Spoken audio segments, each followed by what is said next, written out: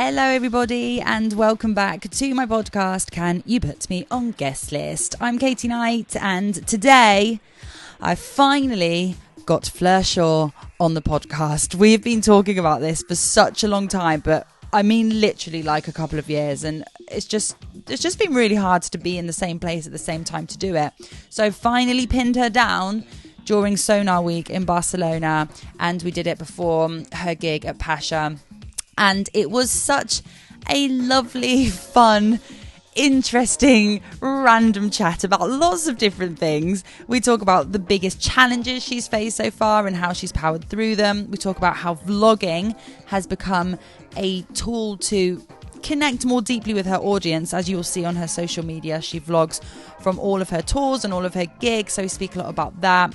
We talk about the importance of staying grounded and healthy whilst constantly on the move. Her take on the future of club culture. We talk about Ibiza. We talk about feet for some random reason. I don't know why feet kept coming up in this conversation, but it did. And it was just so nice. I love spending time with Fleur. I got to chat to her for ages. And she's just such a lovely, talented, incredible human being. So I'm really, really happy that she is on the podcast. This episode is powered by TrackStack, the platform designed to help you manage demos, send promos, level up your productions and monetize your music knowledge. It is super easy to use, and with the code CUPMOG, that is the first letter of every word of Can You Put Me on Guest List, you'll get 10% off for life. So please welcome Fleur Shore to the podcast. How are you? Very good, darling. Very good. How are you? I'm okay. We're trying to compose ourselves after all this nonsense talk. What's going on? It is Friday. It's Friday. Yeah. Yeah, it is. I had to even check. Then I was like, actually, I'm just believing what you're saying. I love this view. It's nice, isn't it? It's such a beautiful hotel. Here at the Nobu Hotel. Setting for the podcast of all podcasts. I know. I'm so glad we finally did. We have spoken about this so many times. I feel like we've been speaking about it for 2 or 3 years. I know. It's been some time. It has. And now I've finally pinned you down. I'm here. Have I actually ever interviewed you before? I don't think you have, you know. I don't think I have. But we have done, what was we when we was in St Martin? Limbo. We have done... So basically what happened was we decided, what was it, like your scarf or something? No, it was your dress. Oh yeah, it was your so I was wearing this long dress dress that had this really random long piece of clothing that came out of it. So me and Fleur thought it would be a good idea to like you were holding the other end and then we'll just get random people to go limbo under it, which we thought was hilarious. When you sat down then it just flashed into my head. I thought, oh my God, I forgot that we'd done that. We'll count that as an interview. Yeah, so this is the second interview then. That's the second one. That was so much fun, wasn't it? It was a good festival, wasn't it? Yeah, that was really good. Did you go this year? No. Did you go this year? No. I'm not going to go if you don't go. I don't think I should go. It was a bit chaotic before, weren't it? Oh yeah, and then do you remember when I got on the mic at the end as well? When you were playing and I grabbed the mic and I was like, everyone give it up for Fleur Shore. Oh my God, I remember. And I was so drunk. We drank I've completely forgot about that until you've just said it. Jeez, we drank so much tequila, didn't we? So much tequila. Oh my God, I've only just remembered that. Yeah, and then there's videos at the end and I'm just like basically slurring on the mic and then someone takes the mic off of me. Yanked out your hand, I remember Come on, Katie. And I was like, okay. Oh my God. That was so much fun. I love that.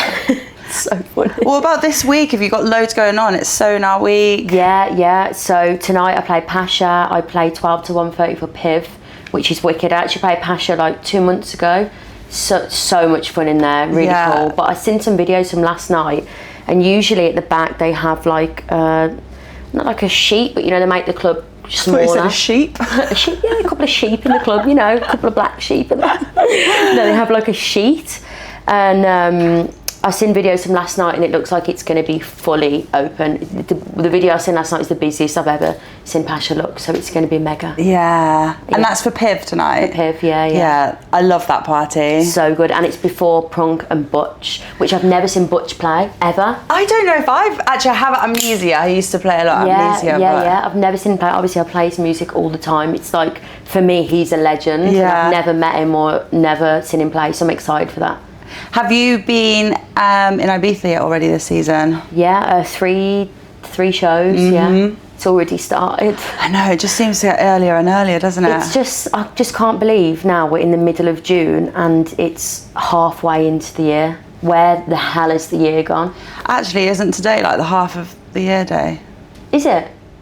Is it the 15th of June today? Well, nearly in 2 days. Half a year's gone by. I mean, I never really know what the date is, to be honest. If you have to sign something, you're like, oh, what's the date? Literally, I never know what the date is. Literally. So you've done 3 Ibiza dates already. Yeah. Where have you played? Cobra Santa, which was Friday. Ants at Ushuaia. Okay. And Kaluki. Oh, nice. So you've done 3 already. Yeah. How have you how has it gone so far? Yeah, it's been really good. It's just good to be back, ain't it? It just comes around so fast every year. I know. But it's been wicked, and then I'm playing in like 4 weeks for Paradise Universe. At Universe. Yes. So yes. This is going to be like my first little topic I want to talk about.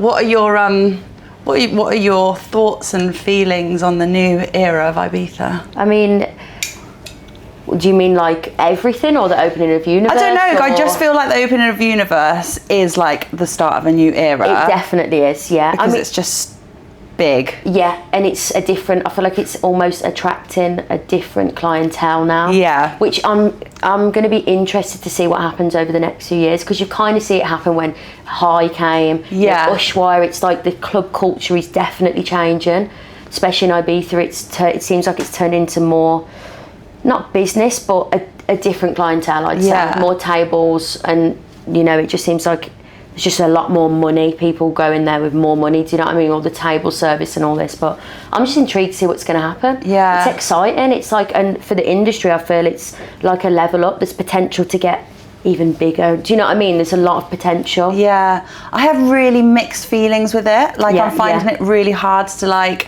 totally accept it, because on one hand I think, I totally agree with you, like obviously the industry has to evolve, and we can't always just be doing what we've always done. But at the same time I feel like, is there like a piece of Ibiza that's just not Ibiza anymore? Yeah, that's. Do you know what I mean? Of course. I mean, if you look back at videos from like the 90s, the early 2000s, that's gone, and it's really sad and it's unfortunate. But that is never going to happen again. Yeah. Is it? Like, how are you going to relive that moment now unless it's really enforced, in certain clubs, no phone, but genuinely no phone. Because these clubs, they say no phone, but people always sneak a phone and get a video. I just think unless they really enforce that, that's never going to happen again, is it? Have you played a lot of parties where it's the no phone policy? I mean, obviously I do Fabric, but there's always, even though there's stickers on the phones, there is always someone that will sneak the phone out. But there definitely is a different energy when that is like advertised as no phone. More of a connection with the crowd. A lot more connection, yeah. But I have seen some videos from Universe opening, and it looks wild. Yeah. Have you seen them with the phones? Yeah, it's just... It's different, isn't it? It's different. Because obviously on one hand, like, it needs to happen for, I guess, industry growth and artists and records for people to see it. But on the other hand, it's like, do we want that just to be like the first thing that we do when we're at a club? I think there's definitely a time and a place for the phone on the dance floor, but a time and a place, but I just think as the clubs are getting bigger, the phone isn't going to go anywhere, because the production's getting massive. And this is what you're saying about, Ibiza's changing. There's more money, the production's getting bigger, the clubs are getting bigger, everything's getting bigger. So you step into a club, it's breathtaking, ain't it? The visuals, graphics, like you go to a party like El Row, everything is bigger. So people are naturally going to want to film it, because it's probably something they've never really seen before.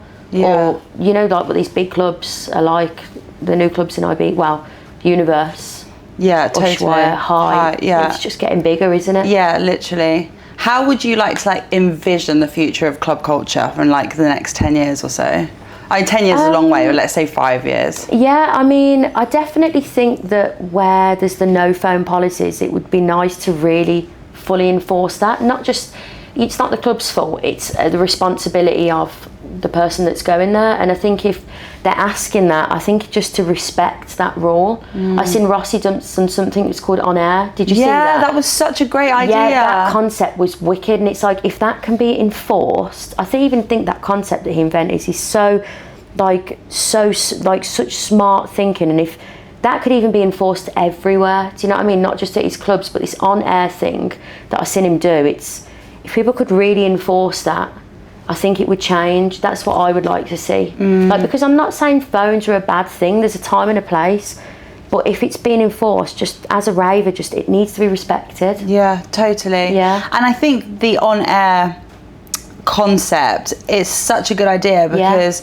you're also choosing the moments that you want to be filmed. Exactly. And like, so if you've got like a new track or a new release, or you want something particularly being promoted, then you're given that space to do it, right? It's very strategic, but also very smart at the same time. Yeah, definitely. Yeah, it's a strange one, isn't it? And I think everything's just happening so quickly. Yeah. But then I also think that, will it get to a point where people are like, you know, we want that connection back again, and it will just go back again? Yeah, potentially. It would be nice to see it revert back.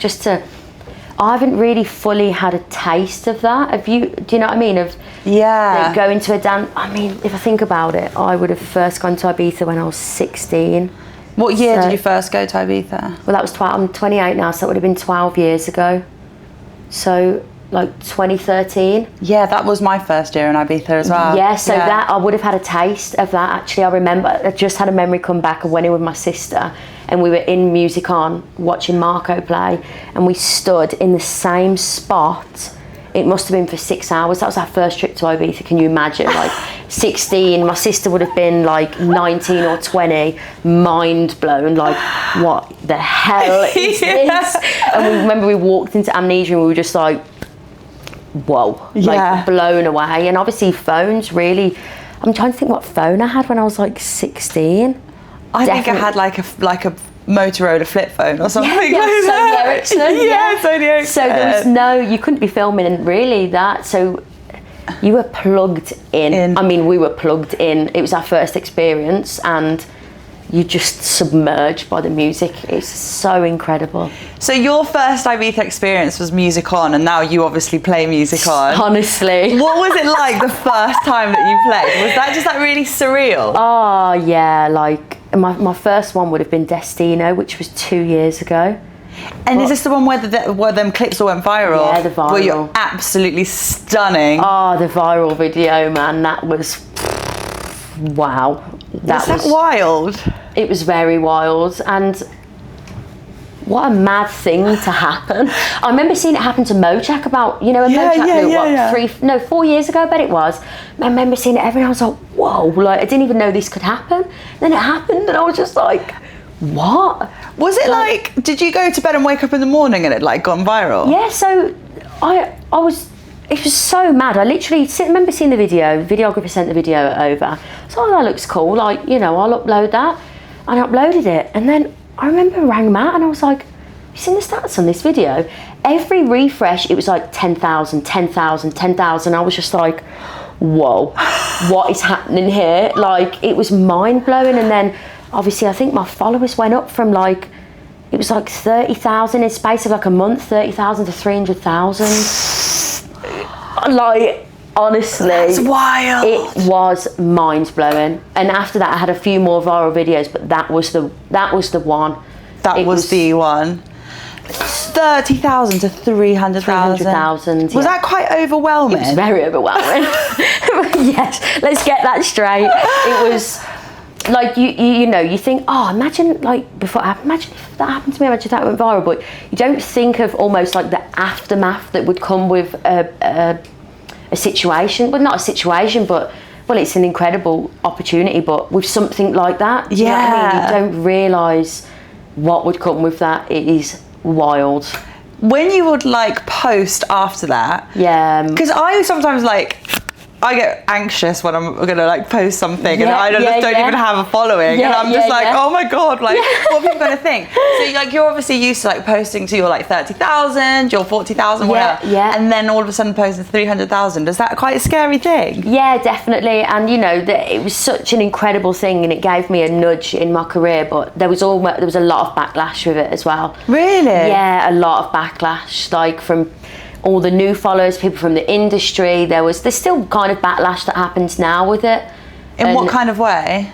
Just that none of it was like authentic. Oh, and really? That I had paid for all this stuff. Like I still hear it now, and I'm just like, you know what? If that happened to you, you would not be complaining. Yeah, exactly. Like, I did not ask for that to happen. It just happened. Yeah.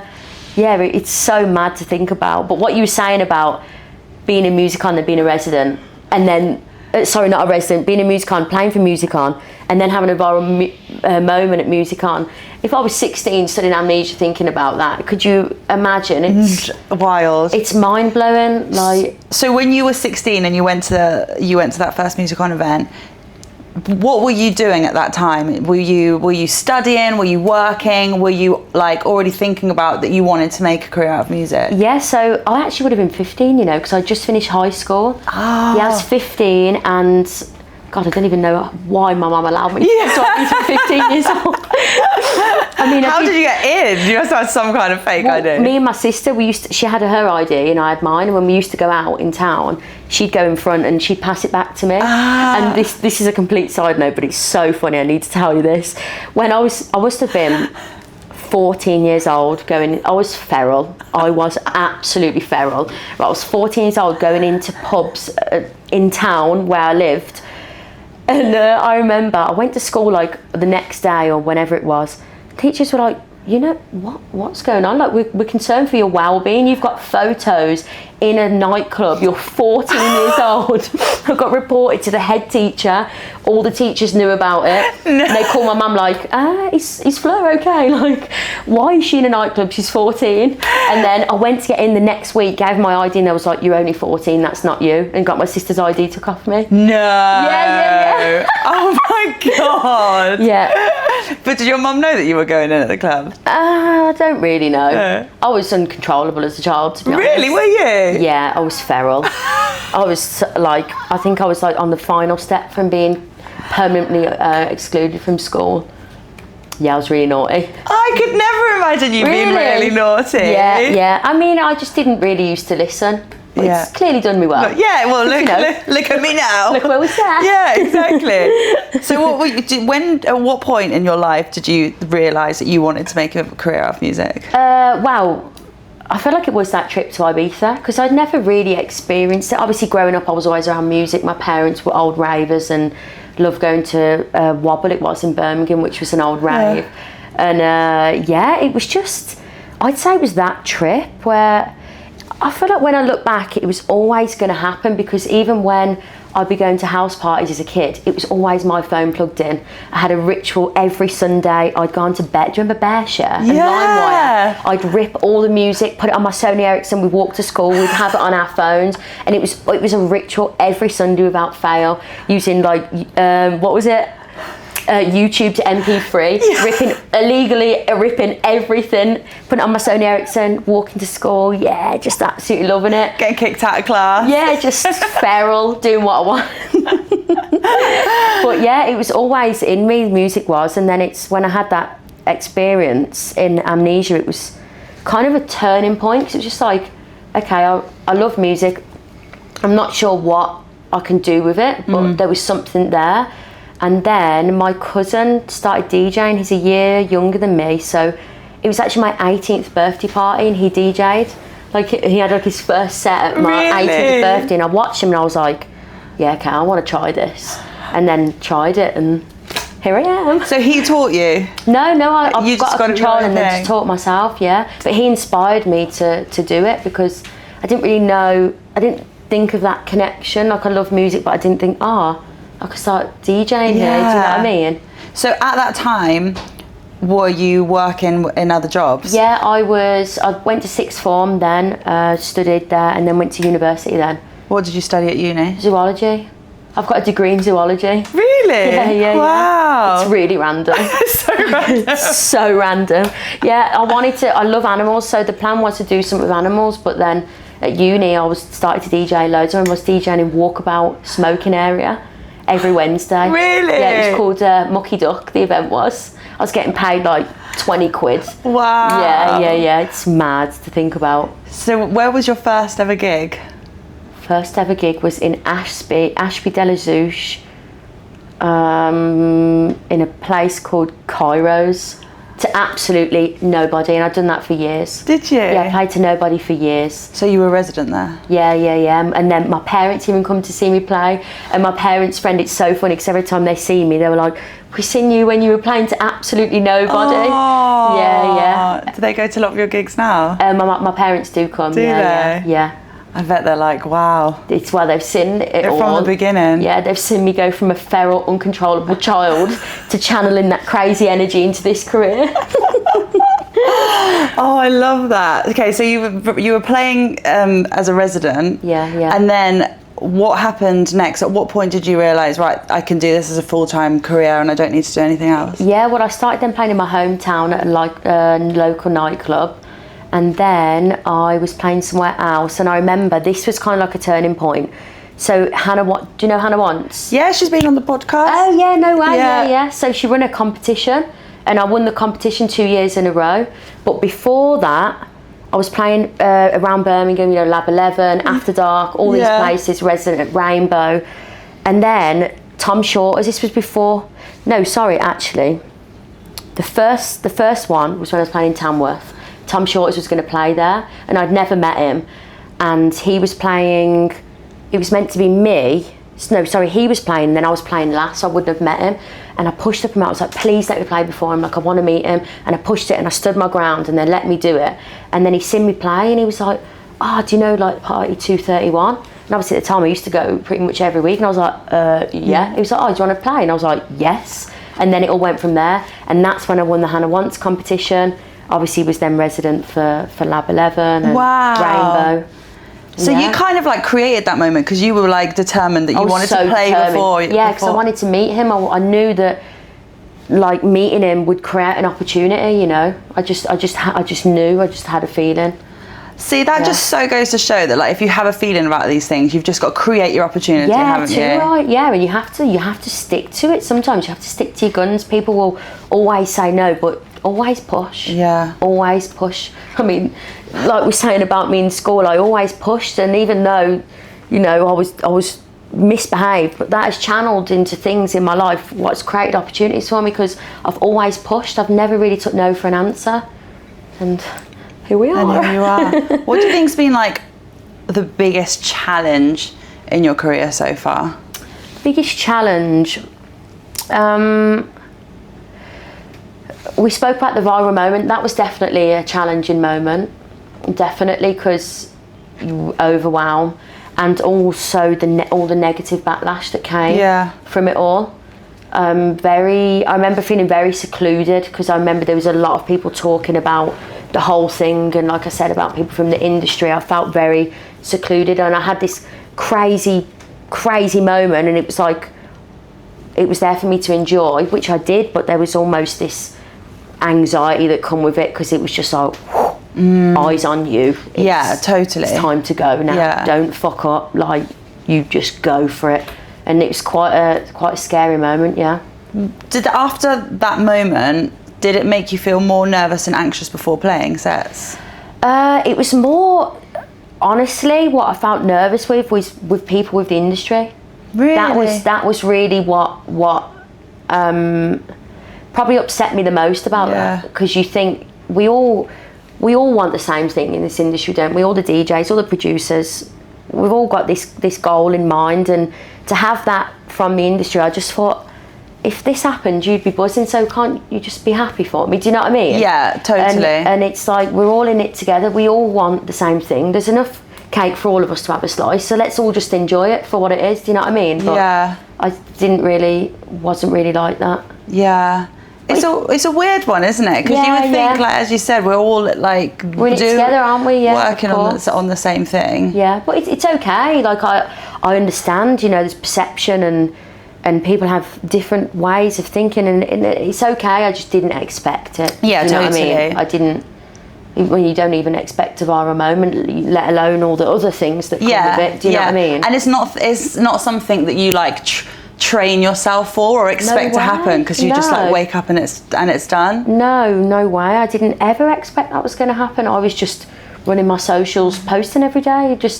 That was it. It wasn't, I'm doing this to get here. I was just really putting in a lot of effort on my social media, and then that just happened.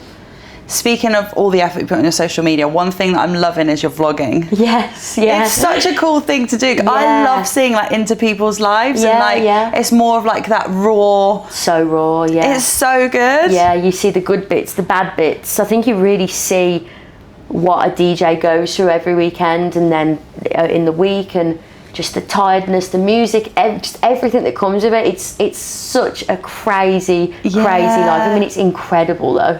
It's so much fun. Yeah, it's so much fun. But there's so much that goes into it that a lot of people you don't see, especially if you don't work in the industry. You probably wouldn't know. Yeah, I mean, as a raver, you see the DJ up there. You don't think of everything they've had to do to get there, to get to that place, and then what have they done in the week, and then they're knackered, and there's just so much that goes into it. And it's been really nice for me. Like, I'm a very open person, so it's been really nice for me to show people who I genuinely am amongst all the bullshit of the industry. Do you know what I mean? Like, and this, I don't know, it's just been really nice to show my authentic self and who I am. Yeah, totally. And I also think another nice thing of the vlogging is that you're documenting everything. So in the future, like, you have it all. Mm-hmm. What have you got, like as Fleur, like, what have you got out of vlogging?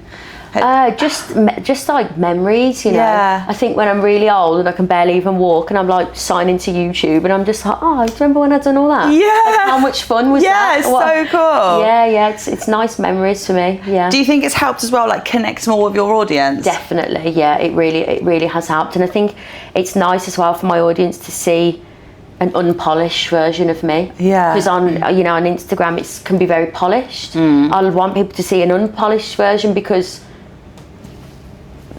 there's multiple versions of me. Yeah. I'm not just Fleur the DJ, Fleur the producer. There's so many other aspects, like so much depth to me than just music. Do you know what I mean? And it's nice to really show people like my weird freaky self.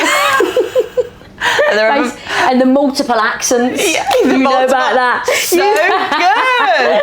So good at an accent. Yeah, there's a lot of accents going into that podcast. Vlog. I think people must think, Jesus Christ, is she okay? What's your favourite accent to do? Scottish, mate. No, there's a lot. Honestly, there's a lot up here. I can flip between multiple. I'm terrible at accents. Like, literally, I can't. I swear we was doing this in Martin. We was. Oh, so funny. Deja vu. Are there ever moments where you're like, I really can't be fucked to do this, to like vlog, but you still do it? Yeah, because it's good to show the good and the bad bits, because this industry, it's not all just the moment you play for an hour and a half. There's so much more that goes into that. Yeah. How do you deal now with like negative comments and stuff on social media? It's all good. It's them, isn't it? It's not anything to do with me. Yeah. Like, none of it's personal. Like, because if it wasn't me, they'd only say it to someone else anyway. Yeah. And I understand people project things onto me that isn't even me. Well, if people are going to say things like that about you, it says a lot more about them than it does about me, because I'm just here living my best life. Yeah. I'm trying my best. Exactly. I'm doing everything I can, and if they can't resonate with that, if they don't like that, that's okay, but that's not got nothing to do with me. Totally. Yeah. Do you know what I think the thing that upsets me the most about like negative comments is not the fact that somebody says something to you, it's just the fact that there are actually people that think that that's okay. That's what I mean. But you must think about these people, think how sad they feel. Yeah. And this is what I always think about too. For someone to say these things about you, they must feel really bad inside. So you must have empathy for someone that's going to say that, because they must be feeling really dark inside. Yeah. Do you know what I mean? Yeah, totally. So you can empathise with them, really. Yeah. So if you wear flip-flops on flights and you have no socks on, can you take your flip-flops off, or are you being looked at as a weirdo because you're barefooting on that flight? I need to know, because I wore flip-flops on a flight the other day, and naturally I get comfy, just slide the flip-flops off, legs over, and my bare toes are out, and I thought, something feels incredibly wrong about this. I remember looking at my toes and thinking, I'm being judged by this person that sat next to me. So I need to know, for my own sanity, is it okay? Honestly, I would be weird about it. Yeah. So, okay. But only because I don't like feet. So if I'm sat next to somebody and I can see their foot, if I can see anything like below their ankle, I'm just weird. Would you find flip-flops then? Yeah. But your toes are out. What about if they slipped off? Oh, I don't know. Spun your head there, haven't I? It has. I'll have a think about that one. I don't know. Yeah, it's a topic up for debate. That is. What about, would you wear like socks and sliders? I don't think I would. The only reason why not is because it reminds me of chavvy British kids. Do you know what I mean? When you was a kid, and you mate from school would have like white, like Puma socks on with sliders. You icky, innit? Yeah, that is. Yeah, I know what you mean. No, I don't know. I'm just really weird just about feet in general. Matt's got lovely feet.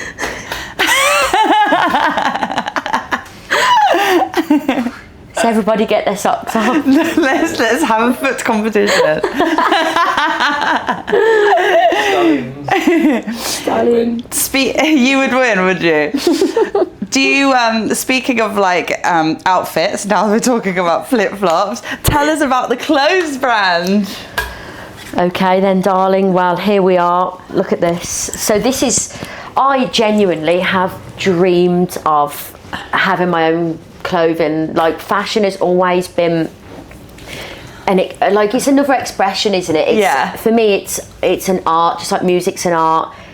What you wear is also an art. It's a complete expression of yourself, isn't it? The way you look, the clothes you wear, the way you put things together. So I remember me and Dan, my husband, we spoke about this. God, we must have been like 18, and I remember we came up with the name Waffle, and we had this notepad and we were sketching out loads of little designs, and I've probably got it somewhere. I'm going to try and find it out. And then we kind of just put that to the side, but we always spoke, oh, I'd love to have a clothing brand. And then, can I talk about mushrooms or not? Yeah, of course you can. Yeah, I can talk about being mashed up on mushrooms. Yes, you can talk about being mashed up on mushrooms. Okay, so I took shitload of mushrooms, right? And I was in the woods. And I remember I was just like sat, this was probably 18 months ago. So many things were aligning at this time. Like, these mad things were coming in. Done these mushrooms, and I was sat with the trees, and I was just like, whoa. I was like, just flooded with all this emotion, pure euphoria, just crying. I remember I had my eyes shut, and as I shut my eyes, all these trees were around me, and I was looking up to them. I was like, what's the next step? Just please guide me, because I was just like, I don't know what's going on. It's just crazy. And these trees were like all the mother. They're all my mothers of ancestors. Oh my God. What? They're all my ancestors. Like, I can't even explain. My eyes were shut at this time, but the way the trees were, when my eyes were open, the way the trees were, when I was opening and closing them, as I closed them again, they'd be an ancestor. And I was asking them like, what is the next step? Blah, blah, blah. The next step is you. Ask yourself, listen to yourself, all the usual stuff you get from mushrooms. And then the next 2 days later, it would have been, Matt had an email. Hi, Matt, I'm interested in starting a clothing line with Fleur Shore. Stop. Just like that. And I was like, no fucking way. Like, I've always known I've wanted to do it, but I asked, and it was just like, boom, there you go. Have a bit of that. That's what you get for eating these little mushes. But look at the shirt. That's wild. Mushrooms.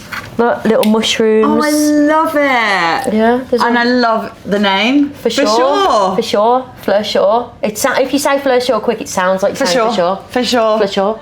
Yeah. You've actually got such a fucking cool name. Yeah, for sure. For sure, baby. For sure I have. For sure. For sure I have. For sure. It's so cool. Yeah, so that's how that happened, and this is the start. I love it. Yeah, this is going to be the first piece that's probably going to be coming in about 2-3 months. We're just going back and forth, getting the sample perfect. But there's some little messages in there too and the tagline is actually. Should I actually show the camera? Yeah, show the camera. It says down here, for those who see. For those who see. For those who see, when you eat the mushrooms and you see. Do you know what I mean? I love it. That's where it came from.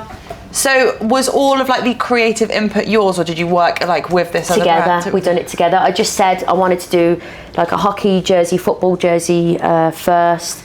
Like kind of subtly put mushrooms in, because I felt like I have to say thank you to the mushrooms because they gave me the guidance. Do you know what I mean? Yeah. And this is how this come about, and we designed it together, back and forth, and then finally come up with this. That's so exciting. It's honestly, I am so excited. It's another new chapter. Another new thing to think about. Yeah, of course. Another thing. Something else. How many things can we add? And you had the label launch in April. Yeah, label launch. I actually launched with my track Higher, which I made 2.5 years ago. But you know when you create something and you know it's so special. Yeah. I remember someone tried to sign it about 18 months ago, and I was just like, I can't. The summer, I just knew there was something with this track. Again, that is like listening to yourself and being like, I'm going to do this when I think is the right time. Yeah, totally. And I was playing it for 2.5 years, closing all my sets with it. I mean, the videos when, just thinking back to the videos when I'd close with that track, it's such a special track. It's got a real place deep in my heart. That's why I didn't want to release it. I just was waiting for the moment, and the moment came, and it was the first release on my label. Wow, that's so exciting. Yeah. So like that, the label, the clothing brand, all come at once? Yes, it is. I think this year is just art, it's creation, it's putting what's in here completely out for everybody to see. And even with the vlogs, you know, we're saying about it's shown an uncut raw version. That's me. It's like this year, I feel like for me, is about getting it all out, the creation, everything out for people to see who I genuinely am. Do you know what I mean? And the creation. How do you kind of like find the balance between everything? I know it's like quite a cliche thing to ask, but like of course. You obviously have so much going on, and you're traveling so much. You were saying before about doing like the drips and stuff. How do you keep healthy and sane whilst having like all of these things to think about? So I'm going to ask you the question. How do you? No, it's definitely very difficult. It's took me, I'd say, into the last 6 months to really find my way with it now. Like the first 3 years, 2 years was tough because the way my rise was, it wasn't slow. It just went up. Like, and then just thrown into it. I was in an industry I didn't really know, with all the travel and everything like that, but I definitely have balance now. Like I have a weekend off probably every 6 to 8 weeks, just at home. Like not a weekend somewhere, weekend at home to see family, friends, to be with my dog. I miss my dog so much. I miss my dog, I know. The guilt. And when I just get back and I just hug her and I feel like this is home, you know. It's so important to just be at home, be with friends, with people that genuinely love you, and create music as well. That's what balances me back in. And I go to the gym, drink celery juice every morning without fail. You actually like take it with you, don't you? Yeah. No, you've got the juicer. Mini juicer. When I'm going on a long trip, I take a mini juicer and juice it. I am determined to drink celery juice. I love that though. Yeah, too right. Well done, that's great. Raw ginger. I mean, I could probably have some lying about in my bag if you want a nibble. Yeah, what, you just eat it? Yeah, I travel with a root. There should be some. It might be a bit crusty, but you know, we're all friends here. Yum. I eat with our feet.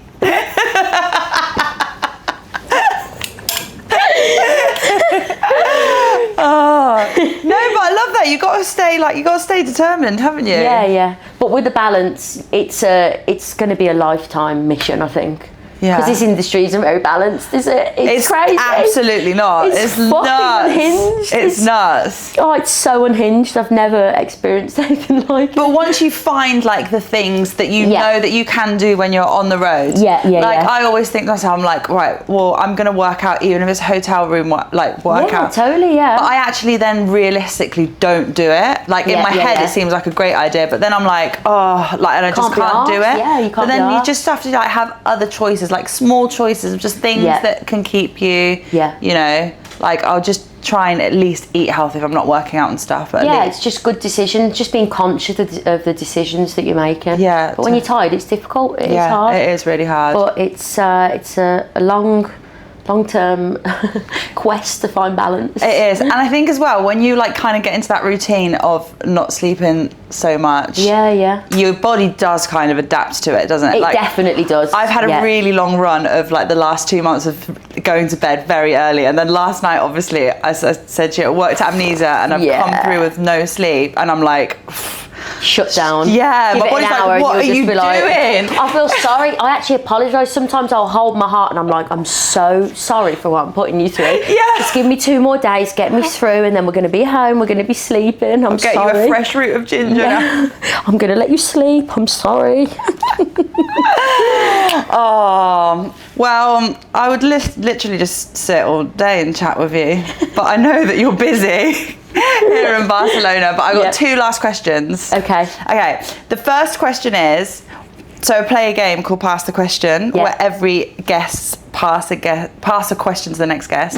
So the last guest was Nicole Mudaban. Yeah. And her question is, what are your thoughts on artists that play house and techno? I think, why not be greedy? Shows diversity. And if you love house, you can also love techno. And what about if you love them both equally? Yeah. Who's to say that you have to be pigeonholed? Yeah. If that's what you like, then that's what you like. So I'm all here. I'm here for it. Diversity. Love it.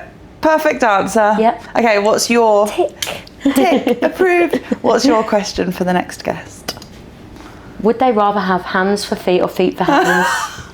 This is such a feet-themed podcast. Why has it turned out like this? Why? How has this happened? Should we just take our socks off? No, go on, do it really quickly. 1, 2, 3.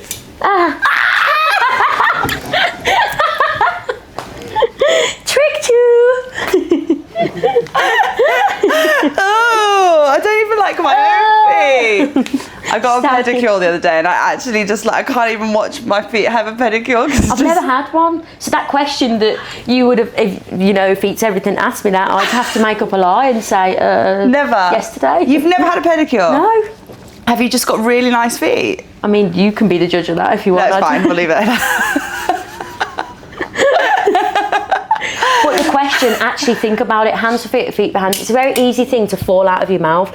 But when you actually think about the logistics of it, this foot on this hand. Oh! And this hand on this foot.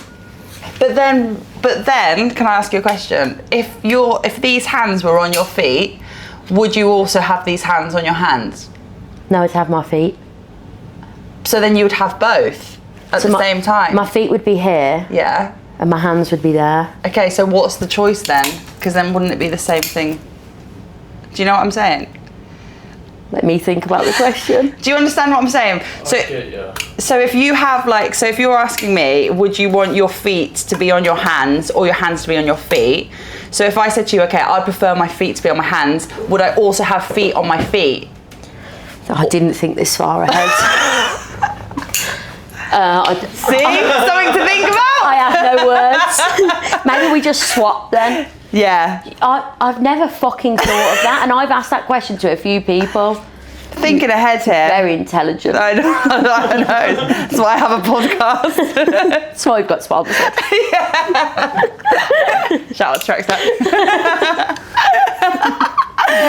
And finally, because the podcast is called Can You Put Me on Guest List? Yeah. Do you have a guest list rule? No, I actually don't. Just if you sound, you're on there. Do people have rules to this? Yeah. Like what? Like, if I put you on the list, then make sure you turn up. Or don't call me like an hour before. Or... I'm going to make a new rule. If you're on my guest list, right? If you are on my guest list, you have to bring me 100 grams of fresh ginger root. That's a good one. That's a brilliant one. There we go. You're going to have a supermarket of fresh. I'm going to make so many Thai curries. Does ginger taste the same in every country? I don't know. Do you like take the ginger? Well, I don't know, Matt, if it does or not. Of course it does, it's ginger. Yeah, but it could be like... She's intelligent. Bloody ginger tastes the same everywhere. I mean, now I'm thinking about the question. I don't know. In America, like, Because There is different like types species of of it, ginger. right? Yeah, exactly. Remember Amsterdam Airport? That ginger. That was a whole nother level. there's See? different potencies of ginger, but it's ginger. Yeah, like it's stronger ginger. Whatever. If you know what I mean. Yeah, okay. You know what I meant. I know what you mean. Yeah. Don't worry, I got ya. Oh, Fleur, thank you so much. You're very welcome. I'm so glad we finally made it happen. After all these years. After all these years of limbo dancing and talking rubbish, we finally got it on a podcast. I'm super excited for you. You've got loads of really cool things happening. It's an exciting. It's an the exciting year. time. It is, ain't it? It is. Year of art. It really is. It is. Thank Have you. an amazing time in Barcelona. Thank you very much. Thank you.